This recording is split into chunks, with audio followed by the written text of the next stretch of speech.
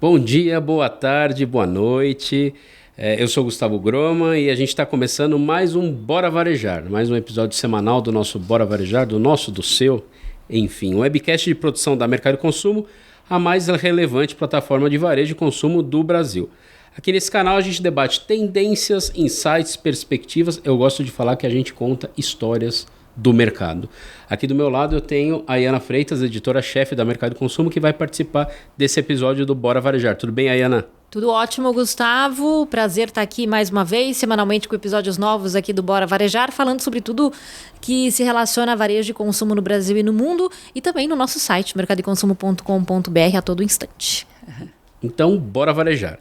Segundo pesquisa da Associação Brasileira de Franchising, o setor de franquias registrou um crescimento nominal de 12,9% no segundo trimestre em comparação ao mesmo período de 2022.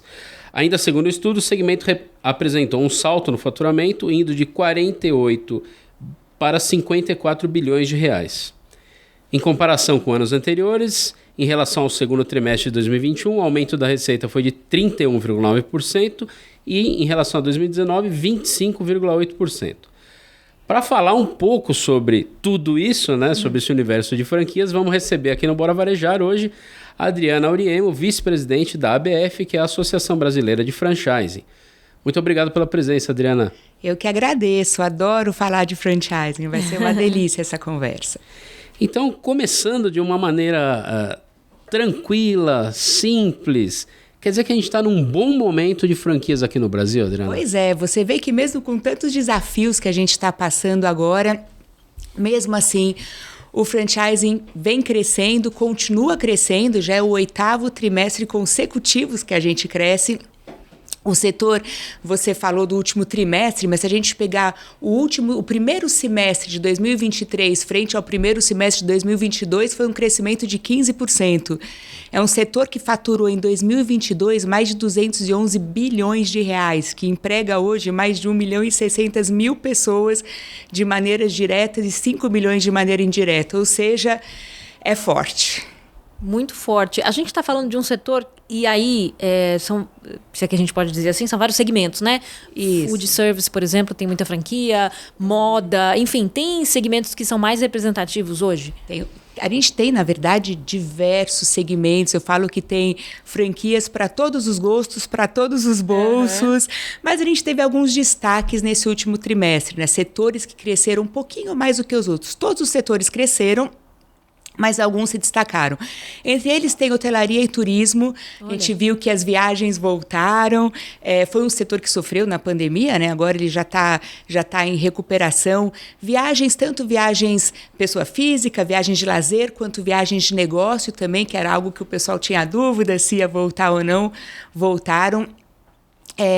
O food service, que é um dos setores mais, alimentação, né, um dos setores mais procurados, agora com a volta do trabalho físico, do trabalho presencial, isso movimenta os restaurantes, as praças de alimentação dos shoppings, então esse é um setor também que cresceu, acho que perto de 17%.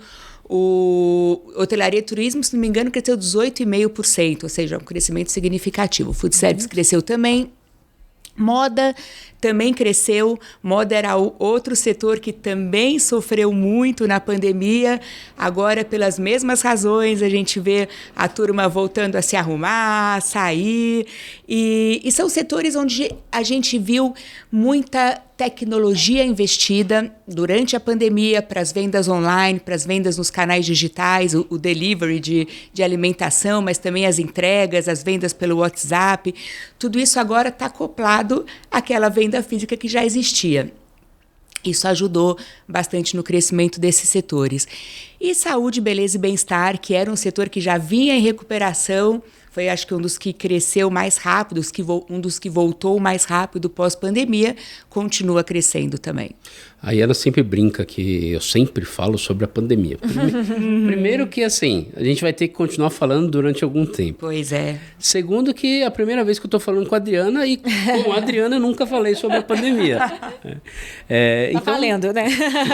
Então eu queria saber, Adriana, qual que foi o... Você falou um pouco aí dessa parte de digitalização, mas qual foi o impacto da pandemia no setor de franquias? Seja ele um impacto positivo ou impacto negativo? Olha, enfim. tivemos vários, né? Claro que num primeiro momento a pandemia foi um susto gigante para todo mundo.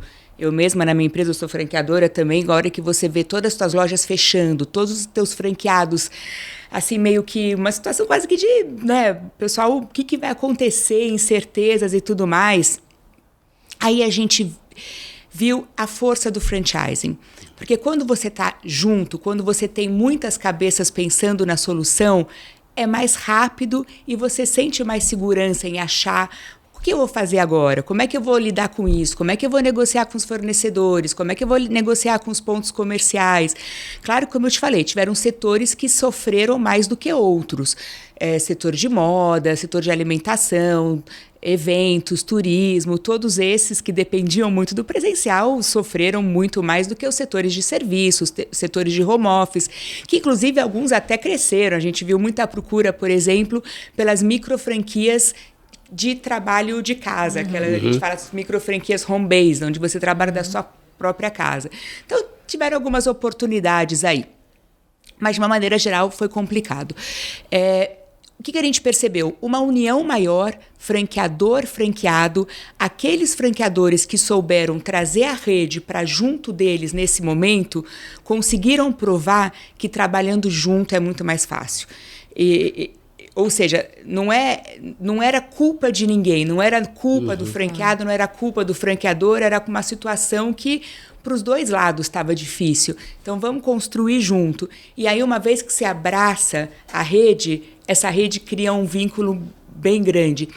E mostrou muito essa resiliência, essa criatividade do universo de franquias, né, dos franqueadores, os franqueados juntos como um todo, e que agora a gente está meio que colhendo os frutos tanto da criatividade, daqueles projetos que estavam na gaveta e que durante a pandemia a gente teve que botar para funcionar. Prova disso é o mundo digital todo. Muitas redes estavam com esse mundo guardado aí na gaveta, ou esperando, ou meio que em câmera lenta. Opa, vamos acelerar o digital, vamos acelerar as vendas online, vamos trazer a rede para junto. E agora isso soma à volta realmente do físico. Então, tivemos pontos positivos, embora eu não quero voltar a essa fase, não, por favor. Mas eu acho que tem muito a ver com o que você falou dessa importância de um fortalecer o outro, né? Do franqueado e franqueador. Isso mostra o poder do franchising, né? Quer dizer, em momentos como esses, tão desafiadores, você ter essa base ali, ter aquilo, não é culpa de ninguém, mas todo mundo junto para resolver, isso faz toda a diferença, né? Porque tiveram algumas coisas, por exemplo... a busca por crédito. Sim. A própria BF ajudou muito também, porque a gente juntou um setor inteiro para ir atrás de melhorias numa série de coisas, em negociações, em negociar o parcelamento, né, de impostos e de taxas e coisas desse tipo. Porque a gente não podia quebrar a cadeia. Uma coisa é você pensar só no teu lado. Então, por exemplo, se eu, franqueador, falasse assim... Eu, franqueador, preciso sobreviver, mas com isso eu vou quebrar meu fornecedor, eu vou quebrar o ponto comercial porque eu não vou pagar nada para ele de aluguel, eu vou quebrar o meu franqueado porque eu vou ficar cobrando dele, mas não funciona dessa maneira. Tinha que ser um pouquinho de cada um cedendo um pouco para que todo, né, como é que fala, o ecossistema passe por isso juntos. Então, acho que essa força foi algo que, no fim, se mostrou bem positivo. Quer dizer, o franqueador, ele tem que entender que é você falou, um sistema, né? Não dá para... fornecedor, tá? Mais uma peça da engrenagem. Não dá para separar isso, né?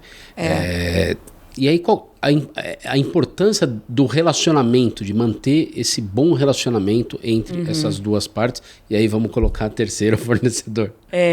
É que assim, para nós franqueadores, agora eu vou botar... Eu durante a pandemia eu estava com o chapéu ABF, chapéu família, né, mãe, eu tenho 3 filhos, e chapéu franqueadora também. Assim, a gente tinha que dar suporte até psicológico para o franqueado. No caso de uma rede como a minha, que são micro franqueados, um franqueado que fica 6 meses com faturamento zerado, tendo contas para pagar, ele pira que você faz, né? Como é que você vai lidar com isso? Agora, quando ele tem o suporte de alguém que está orientando, que está acalmando, que está ajudando, até psicologicamente, é outra história. Então, o que eu vi, os franqueadores que conseguiram fazer essa parte, até psicológica, e de fazer aquele filtro, aquela quase que uma curadoria das informações que estavam rodando por ali. Não sei se vocês lembram que cada dia era uma informação nova. Então, agora você, por exemplo, uma coisa muito que em muitas redes de franquia passaram, já que a gente está falando de varejo aqui, tinha horários de aberturas de shopping. Agora vai abrir, depois não vai abrir mais. Agora a praça de alimentação você pode comer, antes não podia. Comer no corredor, pode, não pode. Uso de máscara, não uso. Uma cidade pode, na outra não pode. Para um franqueado acompanhar essas informações era muito difícil.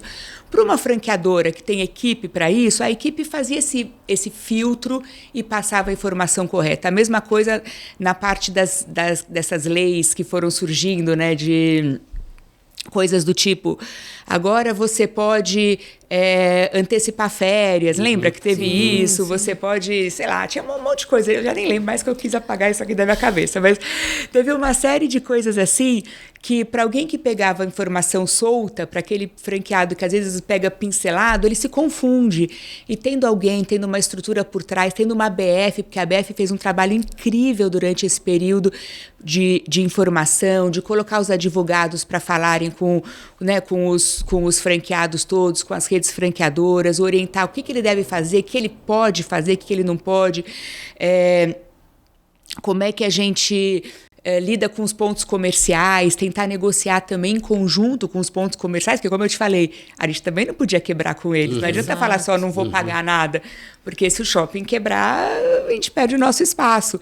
Então tinha que ser quase que um quebra-cabeça aí. Total. Que foi... E, aliás, você falando como franqueadora, só para contextualizar aqui quem está assistindo a gente, a Adriana fala como franqueadora da Nut Bavária, né? Isso. Que são quantas lojas hoje? E aí você está falando até de questões que mudavam, imagino, localmente, né? Regionalmente, vocês que estão em várias cidades. Enfim. Cada cidade era uma regra diferente, eram horários diferentes de funcionamento. Aí, não sei se vocês lembram, abriu, depois fechou, depois algumas cidades fecharam e outras não. Em São Paulo tinha muito essa diferença interior, capital. Tinha, né? também. E eu não sei se vocês lembram também, assim, o controle de estoque nesse momento, de novo, acho que para todo varejo, era um desafio gigante. Chegou o Natal, como é que você faz o Natal? Na época da Nut Bavária, a gente perdeu muitos quiosques, quiosque era mais fácil nesse ponto, porque o franqueado podia fechar e parava de pagar o aluguel, mas a operação dele ficava meio que, né, parada. Agora que a gente está voltando com quase todos os pontos já, a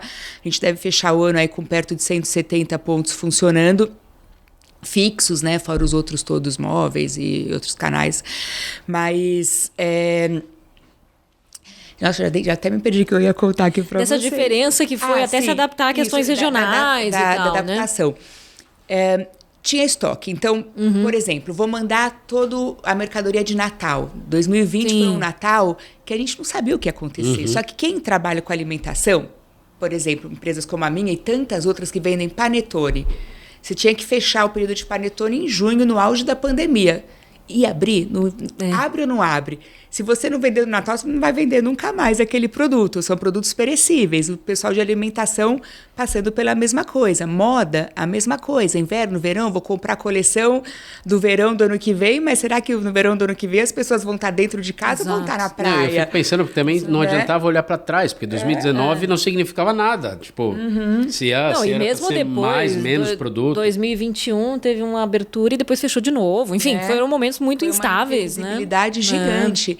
E eu fico contente de ver que a gente passou e passou. Sim. Né? E hoje a gente vê marcas que estão bem mais fortalecidas do que estavam antes da pandemia.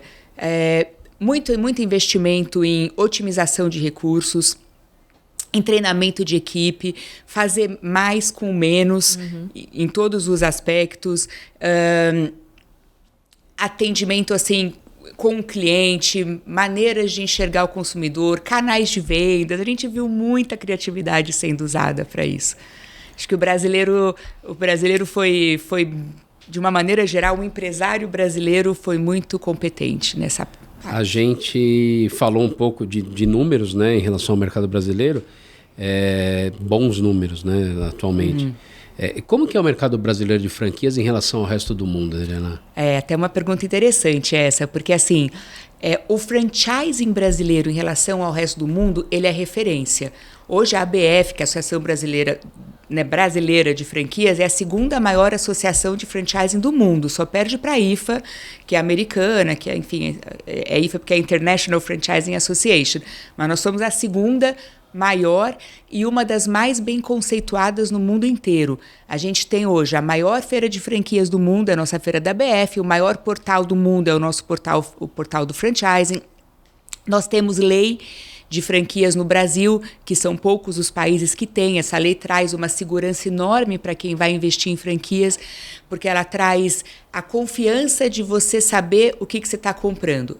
É claro que, vale um ponto, né, vale comentar, o candidato tem que fazer a parte dele também. O candidato é aquela pessoa que vai comprar a franquia. Depois, se quiser, a gente até aborda um pouco esse ponto, porque é bastante importante. Depende da pessoa, claro. Pesquisar, ver quem é a marca, ler toda a circular de oferta de franquias, que é a COF, que é obrigatório por lei que seja entregue com até 10 dias, com no mínimo 10 dias de antecedência à assinatura do contrato. Ou seja, ele tem o material para pesquisar da maneira certa. Aí ele tem que fazer, né? Ele tem a lista de todos os franqueados da rede, ele pode ligar, pode perguntar e tudo mais. Muitos países não têm uma lei que protege esse candidato. Então, no Brasil, a gente tem essa vantagem. Em termos de tamanho de mercado, como eu te falei, são 211 bilhões faturados no ano passado, é um número bem significativo. Esse número hoje é 2,7% do PIB nacional. Pra você ter ideia, nos Estados Unidos, eu não lembro o número de cabeça, são 3 mil e acho que quase 4 mil redes de franquias. No Brasil, a gente tem mais de 3 mil redes também. Em número de redes, nós estamos proporcionalmente até que bem colocados. Claro que em número de unidades, no Brasil são mais de 189 mil, e nos Estados Unidos, se não me engano, algo perto de 700 e alguma coisa mil. Eu não sei de cabeça. Ele é maior, né? Tudo maior, população maior, território maior. Só que o franchising americano hoje é 2,5% do PIB. O nosso é 2,7%. Vai, a gente proporcionalmente a gente tá muito bem colocado. Exato. É claro que no Brasil a gente tem outras dificuldades e enormes desafios. E o maior deles é a nossa parte burocrática, a parte tributária, essa complicação toda de impostos que a gente tem, que é, enfim, um assunto para um outro podcast, se você quiser a gente depois fala um pouco sobre isso, mas para quem, marcas de fora que vem montar no Brasil, sofrem muito com essa complexidade de fazer negócios no Brasil. Nos Estados Unidos é muito mais fácil você abrir uma empresa, muito mais fácil. Só que com isso a competição também fica muito maior, né? Sim, total, verdade. Eu tenho uma dúvida em relação a alguns desafios, mas eu vou fazer um intervalinho rapidinho. Na volta eu faço essa pergunta para Adriana. Acompanhe. Olá, Ana aqui, convidando você para se inscrever no canal aqui do Bora Varejar, episódio novo toda quinta-feira às 10 da manhã. Curta também o nosso conteúdo, compartilhe e, claro, acompanhe as notícias diárias da Mercado e Consumo no nosso portal, mercadoeconsumo.com.br. Voltando para esse episódio do Bora Varejar, nossa convidada Adriana Auriemo, vice-presidente da Associação Brasileira de Franchising. Como eu falei, eu ia fazer uma perguntinha sobre alguns desafios. Não tem a ver dos que você citou rapidamente, mas o que eu queria saber, Adriana, é o seguinte: o Brasil é muito grande, é um país muito grande. A gente estava falando dos Estados Unidos, é maior ainda, mas a gente tem muitas diferenças no país, né, no Brasil, de regiões e de população. Como é que as franquias lidam com isso? O desafio de você ter uma marca, né, de você levar essa marca para o sul, para o norte, para o centro-oeste, no mesmo país, mas onde tem população e culturas completamente diferentes. É até bastante interessante essa pergunta, porque a gente, nessa última pesquisa, viu que bateu o recorde de presença de franquias em 62% dos municípios brasileiros. Então, a gente até que está bem, né? Está penetrando em muitos lugares. E vou contar só uma historinha rápida. Eu estive recentemente numa cidadezinha do interior. Eu estava conversando com uma pessoa e ela me falou assim: A Ana, ou a Maria, não sei, que vendia pastel aqui, fechou a loja dela. Nossa, eu fiquei tão triste, porque a loja, a pastelaria, não sei se era a pastelaria que era, tá? Tava sempre cheia, ela vendia muito. E aí outra pessoa que estava no grupo falou assim, mas ela fechou por quê, então? Ela falou, puxa, porque eu acho que ela não sabia fazer a conta, não sabia administrar. Aí me veio aquela coisa na cabeça, eu falei, puxa vida, né? Isso é o que o franchise ensina. Então, cabe franquias em cidades pequenas também, porque tem pessoas que elas precisam comer em algum lugar, elas precisam fazer alguns serviços em algum lugar, que hoje esses lugares estão sendo ocupados por negócios individuais, mas que muitas vezes aquele empresário não sabe fazer a parte ou de contratação, ou a parte fiscal, ou a parte de treinamento de equipe, ou técnicas de venda, ou controle financeiro, coisas que a franquia ensina.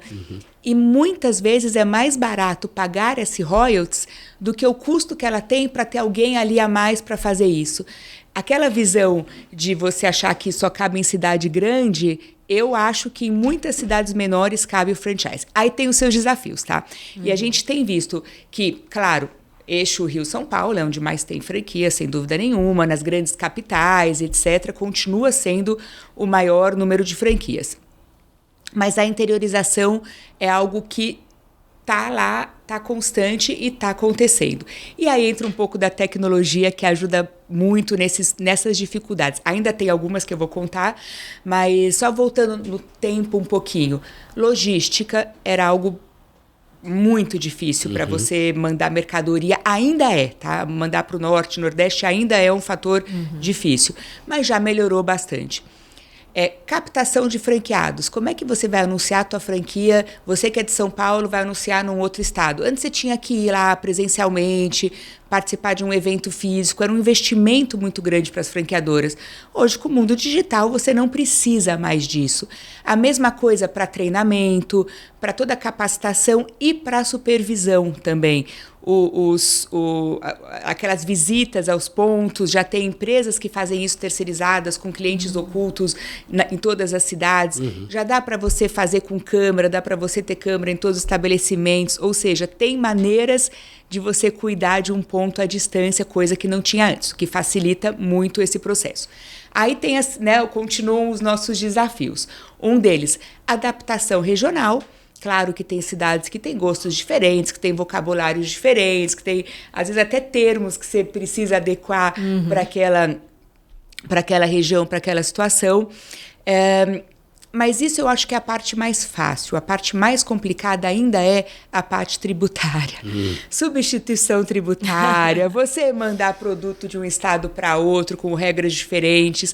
E no caso de empresas de saúde, beleza e bem-estar e de alimentação, ainda tem as regras da Anvisa, que embora seja nacional, cada lugar também tem as suas especificações, também interpreta de maneiras diferentes.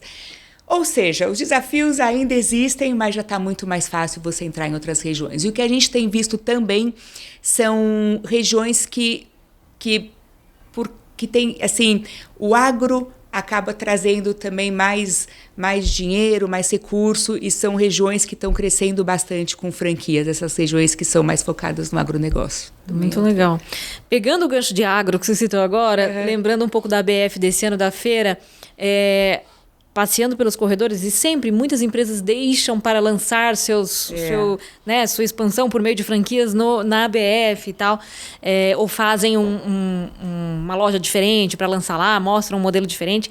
Agro, por exemplo, é um setor que já está em franquia, né? Energia solar, eu lembro que eu vi isso também. O que tem de novidade chegando no franchising brasileiro? Agro que a gente viu até no B-Connect, o negócio de você, com os drones, de você fazer lá, jogar os produtos no agro, que eu achei demais aquilo. São coisas que a gente não imagina, exato, né? Que vão ter de agro. Inclusive, nesse mesmo painel, estava também a PTK, que tem os drinks engarrafados, que não tinha antes franquias de drinks engarrafados, agora tem. A gente viu na nossa feira da BF, um dos maiores destaques foram os mini-mercados, os mercados autônomos, tanto mini-mercados com pessoas quanto mini-mercados autônomos, algumas opções sendo lançadas ali, o próprio Carrefour, que lançou o seu mercado. Muita coisa de serviço nova, muita coisa de educação também, coisas diferentes de educação. A parte de estética, não sei se vocês têm visto por aí, teve a fase primeiro da estética que era massagem, depois aquela estética mais facial, aí vieram as harmonizações faciais, que cresceu bastante, e agora do cabelo, de você pôr cabelo, que é um outro nicho que está aparecendo. Enfim, tem sempre coisas surgindo e, como eu falei, oportunidades para todos os bolsos e todos os valores. E isso é importante, né? Porque quando a gente está falando de franquia, a questão do bolso, né, é fundamental. Primeiro, esse apoio que a pessoa vai ter para abrir o seu negócio. Muitas vezes ele não tem... Enfim, ele tem conhecimento de uma área, do core daquele negócio, mas... tributário, contábil, não tem conhecimento nenhum. Então, já tem esse suporte. E a questão de você ter formatos dos mais diversos, né? Porque hoje também você tem franquia, como você comentou, home-based, ou o Carrefour mesmo que lançou aí uma unidade maior, mercadinho de condomínio, quer dizer, também nesse sentido é muito democrático, digamos assim, né? É bem democrático. A gente tem um número grande de franqueadoras que oferecem um modelo de microfranquia. Quando a gente fala de microfranquia, são todas aquelas com investimento inicial total de até R$135 mil. Elas entram nessa característica, mas é uma franquia que também está dentro da mesma lei, que também segue todas essas regras. Mas é para a pessoa ver que existe oportunidade para ela.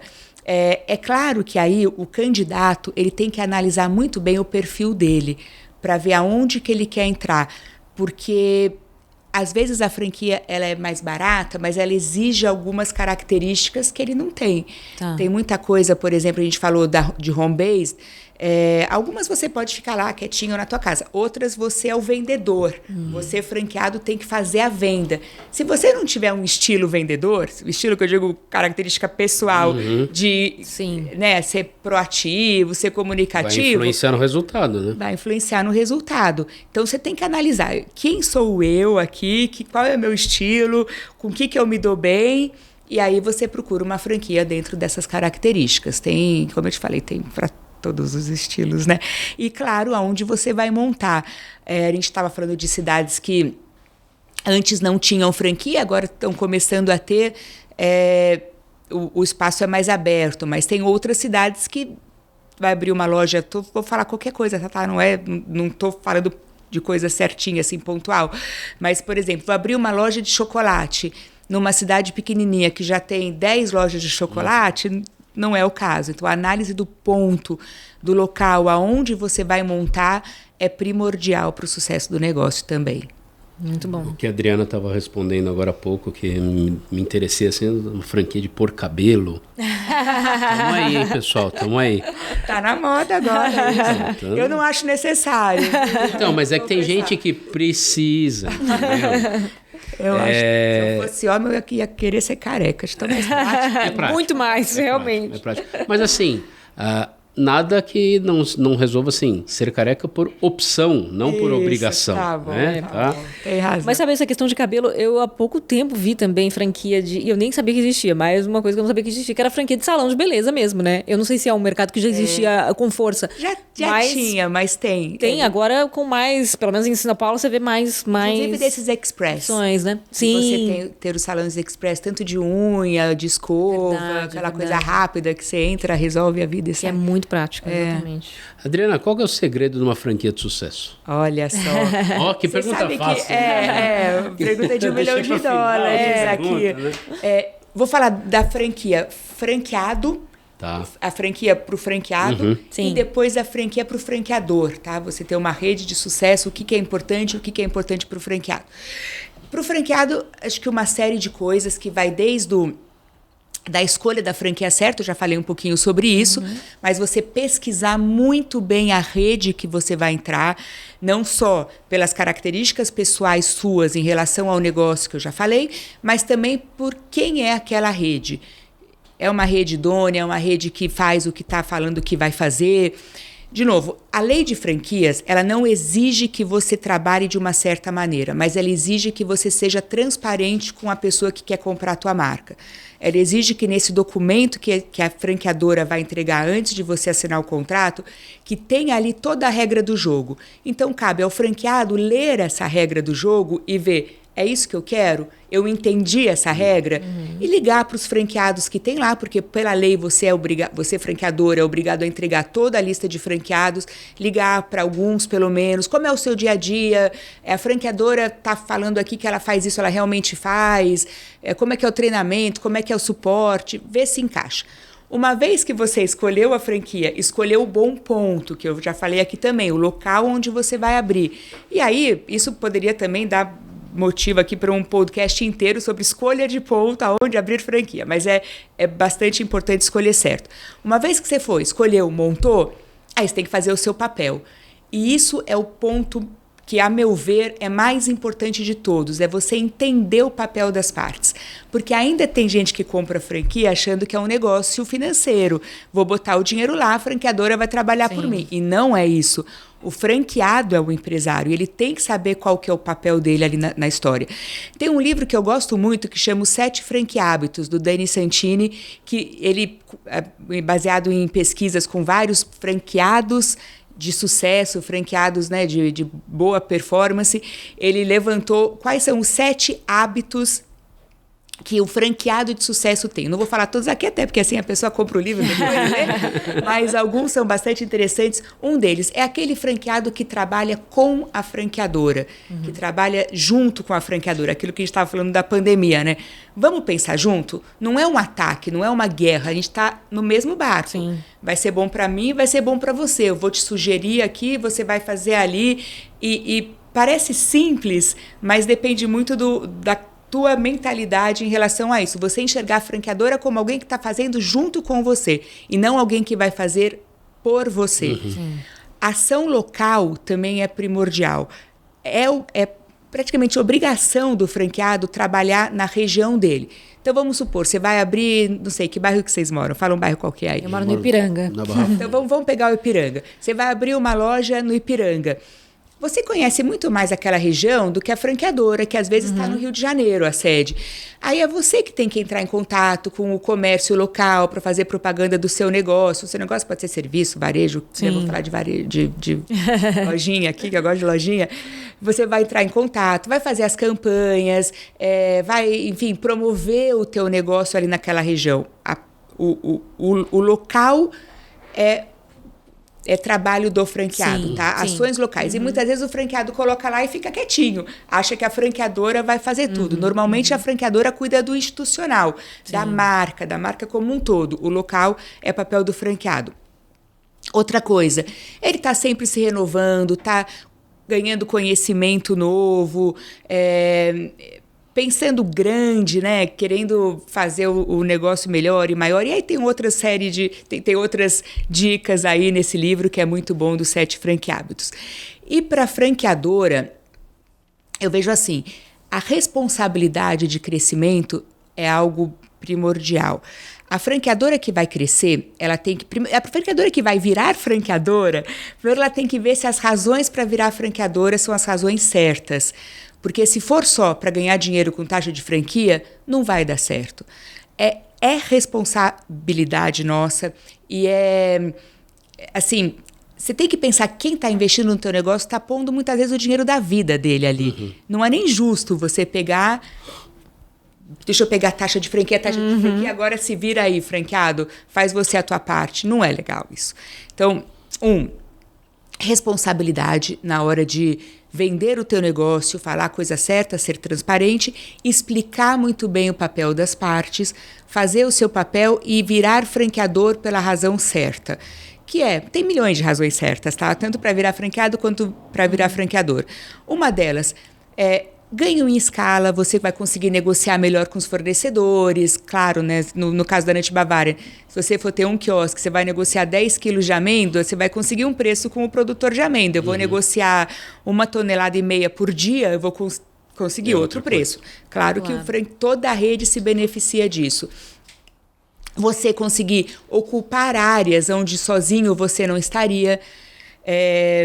Um franqueador de São Paulo cuidar de uma loja em Manaus, o custo dele para cuidar daquela loja muitas vezes não compensa.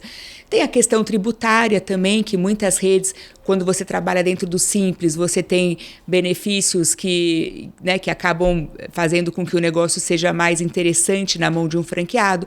Tem o fato do franqueado fazer essa ação local, tá lá na hora, tá cuidando da equipe, que também é trabalho do franqueado cuidar e motivar da sua equipe.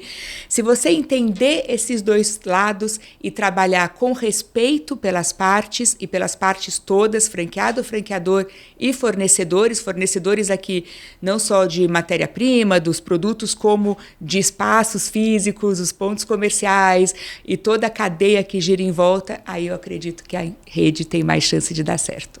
Muito bom. É lições para os dois lados, né? Então, tem. Eu não sei se a Ana tem uma pergunta, eu tenho uma pergunta final aqui. Não, eu ia só comentar isso que a Adriana falou, da importância de o franqueado saber que não é porque ele é apenas, entre aspas, um franqueado, que ele não tem obrigações ali a fazeres, né? De deixar, às vezes, questões importantes na mão da marca. Porque eu acho que tem muita gente que tem essa ilusão, né? Vou investir aqui no meu negócio e tal, mas eu vou só investir, né? E não vai... Mas eu acho que tem isso para os dois lados também, né? Porque eu acho que tem marca que também... eu quero ampliar, ganhar escala. Exato. E tipo... todos já tá usando a marca aqui, se vira aí. Não, acho que é um trabalho... Os dois lados têm que fazer a sua parte. Minha pergunta final é que a gente está num momento positivo, né? Mas quais que vocês entendem que são os principais desafios do setor desse momento para frente, Adriana? Bom, alguns, tá? O que a gente tem sentido mais, assim, de tensão no ar? Primeiro, essa incerteza até da parte tributária, com reforma, ninguém sabe muito bem para onde vai, mas pressão inflacionária é uma delas, aumento de custo de matéria-prima de maneira geral, não só de matéria-prima, mas de custos de maneira geral, isso é uma tensão constante. Você lidar com consumidores diferentes do que eles eram antes. Antes do consumidor, na verdade, mão de obra. Mão de obra é uma questão não só no Brasil, nos Estados Unidos, eu vejo no resto do mundo. Eu sei que vocês já conversaram com outras pessoas sobre idades e gerações, né? São assuntos que falam muito, mas eu não tinha vivido ainda uma época com tanta diferença geracional e a diferença assim, de uso de tecnologia, de uso de momento de consumo, de maneira de se consumir. Ou seja, os nossos colaboradores estão agindo e pensando de maneira diferente, não é uma coisa tão estável. E o nosso cliente também. Só que é muito rápida essa mudança. E quando a mudança é muito rápida, você começa a trabalhar por um caminho e você fala, opa, mas espera aí, agora eu posso fazer diferente. Aí lança uma tecnologia nova. Opa, agora eu posso usar isso dessa forma. Mas agora meu cliente está comprando no digital, mas ele ainda gosta de comprar no físico, mas o digital não é mais no... Estou chutando, tá aqui. Não é mais no site, agora ele é no WhatsApp e amanhã ele vai ser no TikTok, que já dá para você comprar no TikTok. O cliente antes olhava a revista, olhava o outdoor e via meu produto, agora eu tenho que falar através de influenciador ou através de outras coisas tantas. E, a meu ver, entender esse nosso mundo todo maluco e de mudanças tão rápidas, acho que é o maior desafio nosso de todo o empresariado, né? E não só do franchising. Até pra gente que leva notícia para as pessoas, a gente vai adaptando o formato. Sem também, dúvida. Né? E uma adaptação rápida, né? Rápida, muito rápida. Para terminar esse bate-papo super agradável, super gostoso que a gente teve com a Adriana, a gente tem o nosso momento check-out, que é olhar para a câmera da verdade ali e dar o seu recado final, Adriana, que vai ser sobre o que a gente falou, sobre o que algo que te passa na cabeça, mais relacionado para a nossa audiência, por isso que a gente pede para olhar para a câmera ali. Tá ótimo, bom, acho que o meu recado é mais no sentido de compartilhar conhecimento. Porque eu sei que tem muita gente que tem um conhecimento todo ali dentro guardado de negócios, de história, de experiências não só que deram certo, como que deram errado, e que essa experiência pode ajudar muita gente. Eu tive na minha vida a ajuda de muita gente, de muitos empresários e de muitos amigos, e Eu acredito que se você precisa dessa ajuda, primeiro você pode pedir e depois também você pode e deve compartilhar. Porque só com gente ajudando gente, a nossa espiral gira para cima e a gente consegue fazer a nossa economia girar positivamente também. Gente ajudando gente, gostei muito disso, muito legal. Adriana Auriemo, VP da ABF, muito, muito, muito obrigado por participar aqui do Bora Varejar. Obrigada, eu que agradeço. Valeu. A Ana Freitas, editora-chefe da Mercado Consumo, obrigado por estar aqui comigo nesse bate-papo. Obrigada pela companhia mais uma vez. Super obrigada, super prazer, Adriana, sempre. Obrigada. E você que nos viu, nos ouviu, espero que tenha gostado tanto quanto eu gostei desse papo. Acompanhe o Mercado Consumo, portal do Mercado Consumo, redes sociais do Mercado Consumo e bora varejar. Até a próxima.